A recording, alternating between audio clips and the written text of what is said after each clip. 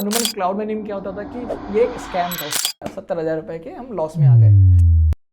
Hey everyone, welcome to the new episode of चर्चा chain. This side जय Sadana and आज हमारे साथ है Himanshu Sachan, who is a Web3 builder and a growth manager who has worked with various ecosystems because Desi voices meet decentralized stories.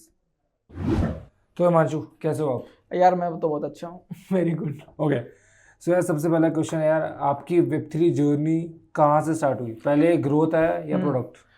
I guess पहले learning आया, not growth not product. So मैं बात करता हूँ। सो मैं स्टार्ट किया 2017। I started as a database admin. So उससे पहले मैं 12th कर रहा था। 12th के बाद आई वॉज थिंकिंग कि मैं क्या करूँ। मेरे को ग्रेजुएशन करना था। मैंने बीएससी शुरू किया, मैंने ड्रॉप किया बीच में। देन मेरे को एससीएल टेक के बारे में पता चला, तो उन्होंने एक प्रोग्राम लॉन्च किया था, टेक बी प्रोग्राम।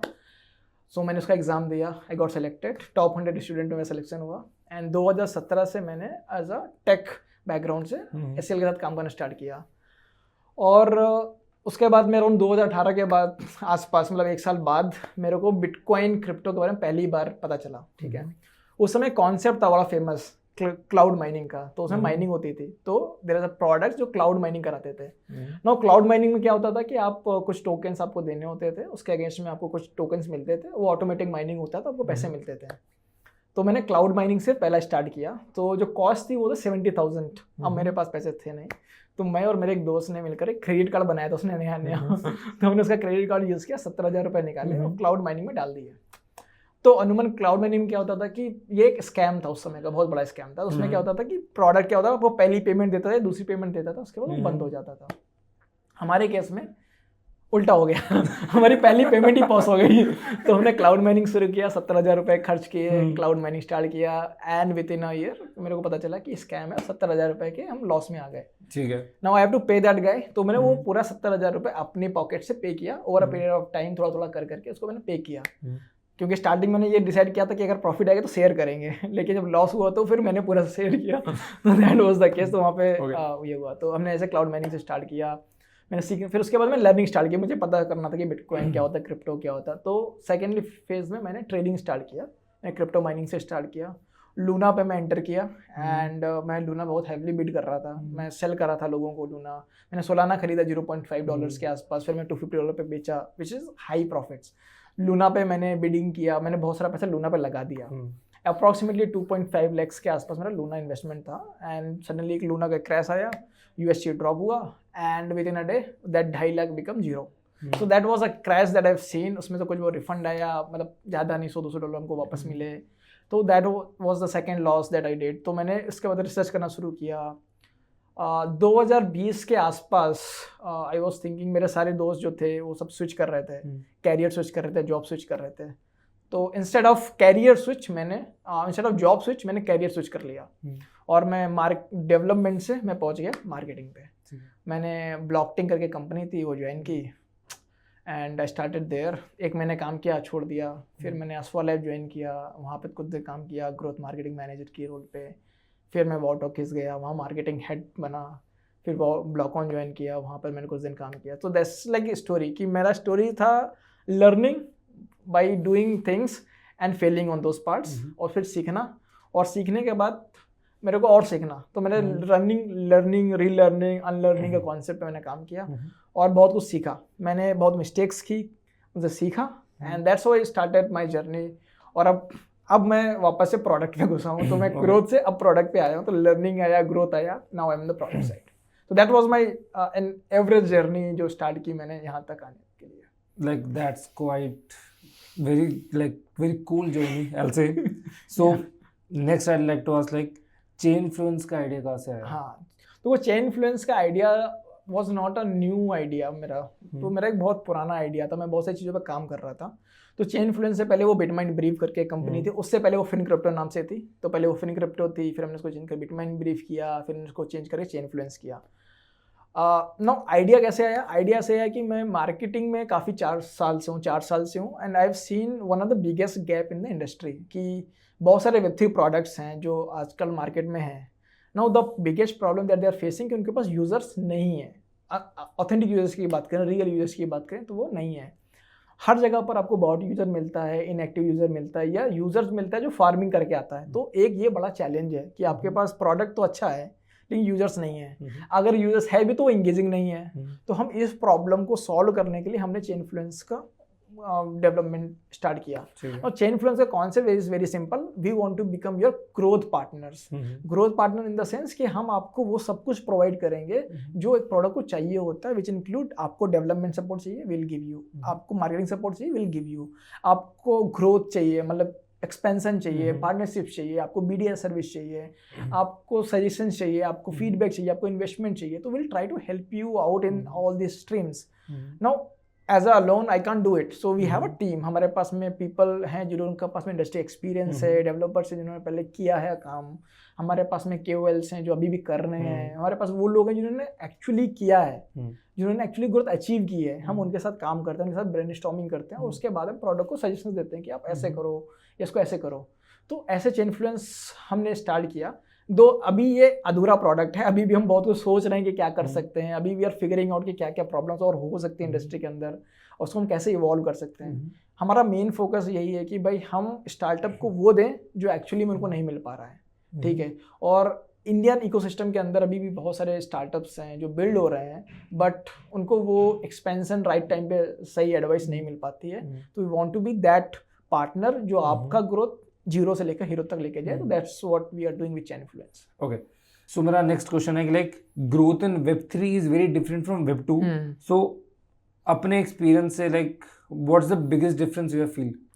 सो Web3 और Web2 मार्केटिंग में जो सबसे बड़ा डिफरेंस है वो है नॉलेज गैप। सो अगर हम बात करें Web2 की, तो Web2 में नॉलेज गैप नहीं है, यूज़र ऑनबोर्डिंग आसान हो जाती है, आपको नीश बेस्ड मार्केटिंग करनी है, आपको पता है यूज़र कौन है, किसको बेचना है। When it comes to Web3, limited audience, आपको उन्हीं को बेचना है जिनको 1000 लोग पहले से बेच रहे हैं, आप उनको खुद बेच रहे हो जा करके।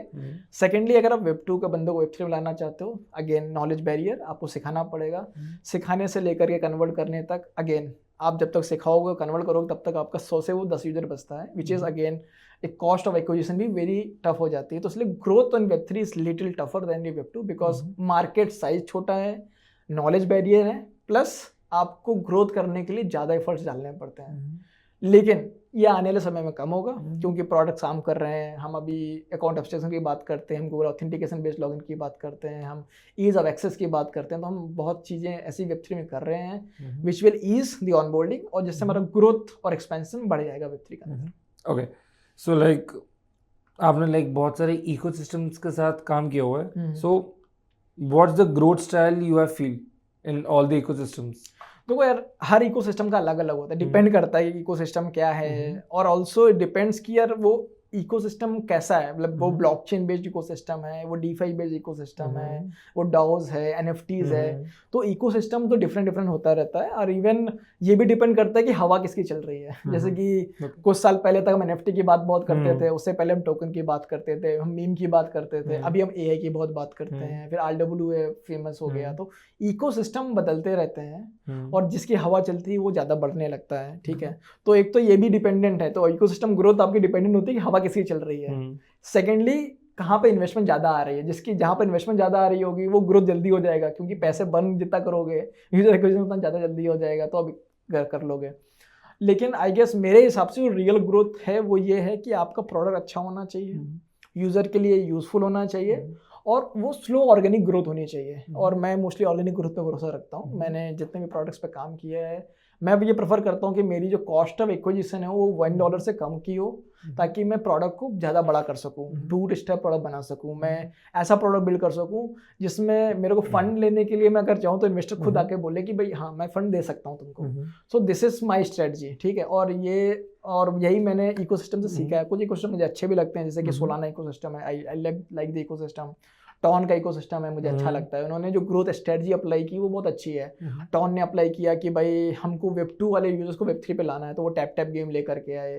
फिर उन्होंने टैप गेम से उन्होंने NFT लाई, फिर उसके बाद में टोकन लाए, तो उन्होंने एक्सेस ईजी कर दिया कि टैप आसान है, कोई भी कर सकता है।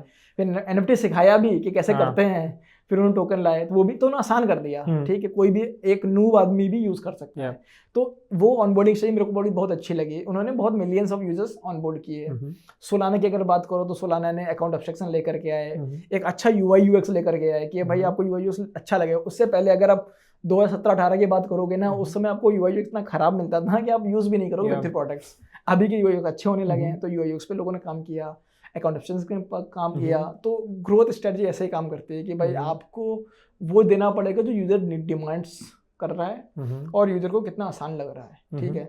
तो आई गेस दीज स्ट्रेटजीज अच्छी हैं। आने वाले समय हो सकता है कुछ और स्ट्रेटजी भी लोग यूज करेंगे, हम भी कुछ कर रहे हैं जो आगे जाके डिफरेंट होगा। तो we are trying to figure out and I guess working the ecosystem I have learn कि स्ट्रेटजी चेंज होती रहती है और डिपेंड करता है कि डिमांड कैसा चल रहा है मार्केट के अंदर। और अगर हवा चल रही है तो और आसान हो जाता है आपको प्रोडक्ट को मार्केट करके उसको लाइव ले जाने पे। ओके, सो जैसे लाइक फाउंडर्स के लिए लाइक क्या ज़रूरी है जब लाइक Web3 में जब कोई प्रोडक्ट लॉन्च करना होता है, कम्युनिटी पहले आती है या प्रोडक्ट?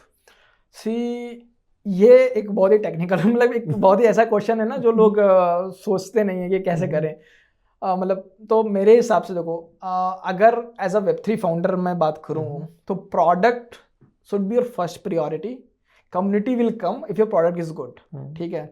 तो प्रोडक्ट बिल्डिंग आपके लिए पहला प्रायोरिटी होना चाहिए। तो अगर आप कोई भी प्रोडक्ट बिल्ड कर रहे हो, आपको पहले ये कोशिश करनी है कि आपका प्रोडक्ट कम्युनिटी के लिए है कि नहीं है। उसके लिए सिंपल तरीका ये है कि आप प्रोडक्ट का एक आइडिया बनाओ, उसके बाद में जो भी आपके टारगेट यूजर्स हैं उनसे एक फीडबैक लो।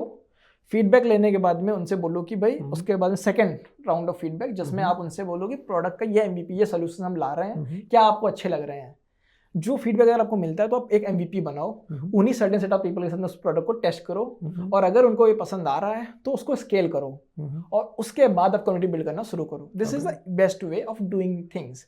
लेकिन कुछ फाउंडर्स क्या करते हैं, वो कम्युनिटी बना लेते हैं पहले कि कम्युनिटी बना लेंगे तो प्रोडक्ट बन ही जाएगा।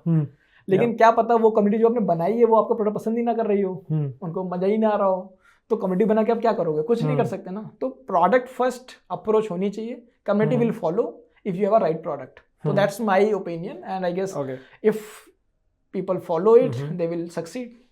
Okay, so my next question is, how was your experience like with working of like founders in India?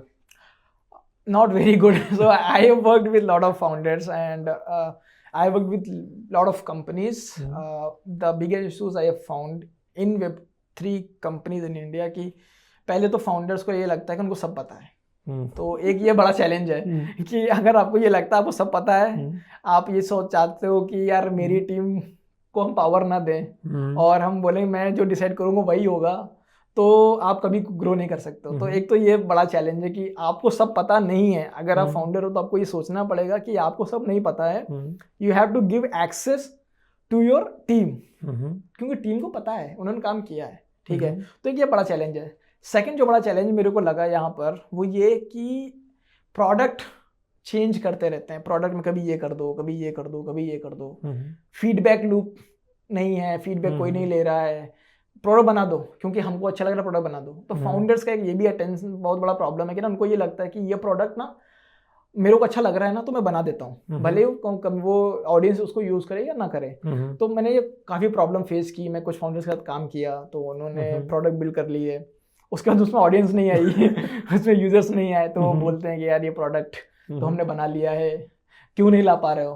तो पहली बात तो आपको समझना पड़ेगा ना, आपने प्रोडक्ट ही नहीं बनाया जो यूजर्स को चाहिए। यही हमने अभी बात की ना, प्रोडक्ट फर्स्ट अप्रोच कि प्रोडक्ट ऐसा होना चाहिए कम्युनिटी को चाहिए और उससे पहले एक रिसर्च चाहिए। तो एक वो बड़ी प्रॉब्लम है। तो अगर आप ये नहीं कर पा रहे हो तो आप कभी ग्रो नहीं कर पाओगे, ठीक है। तीसरी बड़ी समस्या ये है ना कि कंट्रोल, कि आप चाहते हो ना कि कंट्रोल आपके पास रहे। आप ये नहीं चाहते कि आपके जो एम्प्लॉयज हैं वो इंडिविजुअल डिसीजन ले सकें। तो आपको आई गेस वो करना पड़ेगा, आपको एम्प्लॉयज पे भरोसा रखना पड़ेगा, ट्रस्ट करना पड़ेगा, so that they can take individual decisions, ताकि आपका प्रोडक्ट एक्सपैंड कर सके। मैंने एक प्रोडक्ट के साथ सेम चीज़ की। I haven't taken any like approval from senior management. मैंने अप्लाई किया, we have grown the product and that product has become very good product, ठीक है। तो आई गेस इवन मैंने अभी अपनी टीम बिल्ड की, चेन इन्फ्लुएंस की। हमारी टीम पे एक सिंपल मोटिव है कि हमारे यहाँ पे कोई अप्रूवल मैकेनिज्म नहीं है। इट्स लाइक जो भी करना है you do first and give me the results.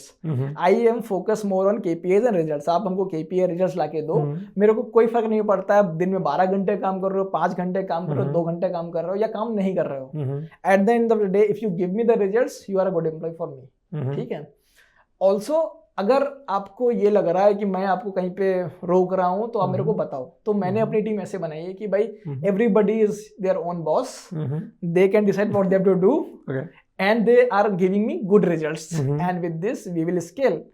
और salaries, I guess you know, एक बड़ा कंसर्न है. मेरा 3 कंपनीज के साथ सेम इश्यूज हुआ. मैं 3 कंपनी के साथ काम किया. 3 कंपनीज ने मेरा फंड रोका. जहाँ पे मैंने अप्रॉक्सीमेटली कुछ नहीं, अराउंड 3-3.5 लाख के आसपास मेरा फंड जो कंपनीज ने नहीं दिया. I don't ask for the money, और मैंने कभी पैसा पूछा नहीं, क्योंकि मेरा सिंपल कॉन्सेप्ट ये है कि आप 3.5 लाख लेके जाओगे, I will make 7 lakhs. Your loss not my loss.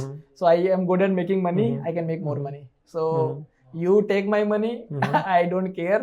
I can make double the money in a month or 2. So I'm happy with this. And these 4 people will understand somehow. कुछ दिन बाद समझ में आएगा जब कंपनी बंद हो जाएगी तो.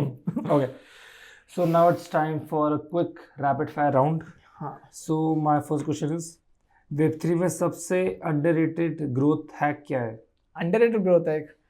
अंडररेटेड ग्रोथ है कि यही है कि भाई हम कम्युनिटी बिल्ड करते हैं बिना ये जाने कि हमारा प्रोडक्ट क्या है. ठीक है. दूसरा, one project you wish you had build. मेरा एक प्रोडक्ट, तो मेरे को तो एक प्रोडक्ट जो बिल्ड करना है. आई am thinking of building something on the event segment. तो एक इवेंट फोकस डाउ बनाने का मेरा मॉडल है. तो that's what I my dream product I am thinking to build. Okay. Next, Telegram, Twitter, Discord, daily energy कहाँ जाती है? अरे मेरा तो टेलीग्राम पे जाता है. लेकिन I guess I am moving toward Farcaster now. Okay. More Web3. Yeah. Okay. Coffee या चाय? अरे एंड चाय. Okay. So before we close this session, so the final question I like, एक फाइनल एडवाइस जो यू वांट टू गिव 2021 वाले हिमांशु को, कि अभी तक क्या चेंजेस देखे हैं और क्या changes you want to share with the audience. 2021 वाले को तो मैं ये बोलूँगा भाई तुम बिना पूछे कुछ भी मत करो. और सेकेंडली, लर्निंग इज इम्पॉर्टेंट यार. और always try to learn new things. और बिना कुछ जाने सीखे इम्प्लीमेंट मत करो डायरेक्टली, कि जाके बना दो या जाके डिसीजन ले लो, इन्वेस्ट कर दो. You should not do it. And don't trust blindly in Web3 space, because मैंने बहुत किया है तो लॉसेस भी बहुत हुए हैं.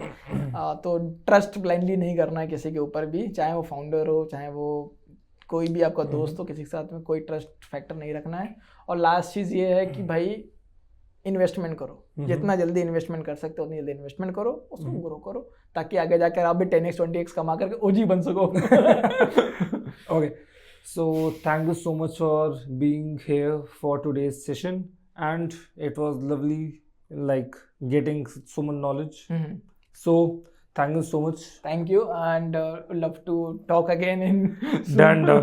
And viewers, I'll be coming with one more episode next time with more resources and more learning.